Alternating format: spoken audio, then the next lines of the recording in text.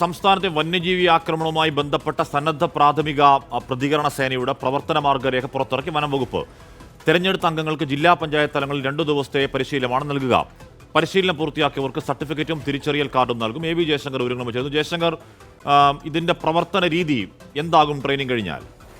അതായത് ആശ്മി, സംസ്ഥാനത്തെ വന്യജീവി ആക്രമണങ്ങൾ വ്യാപിച്ചതോടുകൂടി ജനകീയ പങ്കാളിത്തത്തോടുകൂടി ഒരു പ്രതിരോധ പ്രവർത്തനമാണ് സർക്കാർ ഉദ്ദേശിച്ചത്. ഇതിന്റെ ഭാഗമായാണ് സന്നദ്ധ പ്രാഥമിക പ്രതികരണ സേന എന്നൊരു വിഭാഗത്തെ ഉണ്ടാക്കാൻ തീരുമാനിച്ചത്. പൊതുജനങ്ങൾ ഒപ്പം തന്നെ ഈ വാളണ്ടിയർമാർ ഉൾപ്പെടെയുള്ള ആളുകളെ പങ്കെടുപ്പിച്ചുകൊണ്ടായിരുന്നു ഈ ഒരു സംവിധാനം ആലോചിച്ചിരുന്നത്. സർപ്പ വോളണ്ടിയേഴ്സ്, ആപ്ത വോളണ്ടിയേഴ്സ്, സന്നദ്ധ സംഘടനകൾ എന്നിവരായിരിക്കും ആദ്യഘട്ടത്തിൽ ഈ പദ്ധതിയുടെ ഭാഗമായിട്ടുണ്ടാവുക. ഇവർക്ക് ജില്ലാ പഞ്ചായത്ത് തലങ്ങളിൽ 2 ദിവസത്തെ പരിശീലനം നൽകും. ഈ സംസ്ഥാനതല പരിശീലനങ്ങൾ കഴിഞ്ഞ ദിവസം നടത്തിയിരുന്നു. പരിശീലനം പൂർത്തിയാക്കുന്നവർക്ക് സർട്ടിഫിക്കറ്റും തിരിച്ചറിയൽ കാർഡും ഉൾപ്പെടെ നൽകും. പ്രതിഫലമില്ലാതെയായിരിക്കും ഇവരുടെ പ്രവർത്തനം. ഇത് വരുന്നതോടുകൂടി RRT സംഘങ്ങൾ ഉൾപ്പെടെ എത്തുന്നതിന് മുമ്പ് പ്രാദേശികമായി വന്യജീവി ആക്രമണം ഉണ്ടാകുമ്പോൾ ഇടപെടലുകൾ നടത്താമെന്നാണ് ഇതിന്റെ ഒരു സർക്കാർ കണക്കൂട്ടൽ. അതിന്റെ അടിസ്ഥാനത്തിലാണ് ഇതിന്റെ ഒരു പ്രവർത്തനം.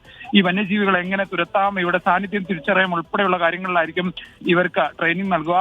പഞ്ചായത്ത് പ്രാദേശിക തലങ്ങളിൽ ഉടൻ പരിശീലനം ആരംഭിക്കും. ഇത് സംസ്ഥാനത്തൊട്ടാകെ വ്യാപിക്കുന്നതോടുകൂടി ഇത്തരം വന്യജീവി ആക്രമണങ്ങൾ എളുപ്പത്തിൽ പ്രതിരോധിക്കാമെന്നൊരു കണക്കുകൂട്ടലിലാണ് വനം വകുപ്പ്.